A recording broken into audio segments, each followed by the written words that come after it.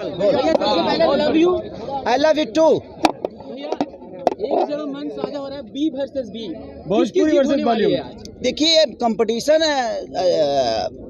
लोगों का नहीं है, ये कला का भी नहीं है, क्योंकि कला का कंपटीशन होता ही नहीं है। कला तो मनोरंजन का साधन है और मैं सबसे बोलूँगा कि यहाँ कंपटीशन नहीं, हम हिंदी के लोगों को प्यार दे रहे हैं और हिंदी के लोग हमें प्यार दे रहे हैं, क्योंकि हम कलाकार हैं और कलाकार का कोई भाषा नहीं होता और कलाकार की कोई जाति नहीं होती। तो मुझे लगता है कि हिंदी के लोग भी हमें उतना ही प्यार दे रहे हैं और हमें भी उनको उतना ही प्यार देना चाहिए। एक मंच भैया और बॉलीवुड भी है, भोजपुरी भी है, कैसा महसूस हो रहा है?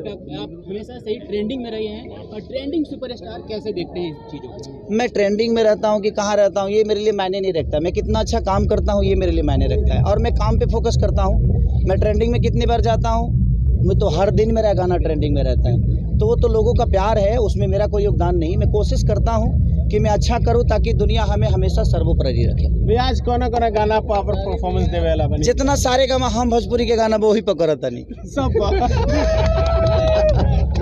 Thank you so much, thank you so much.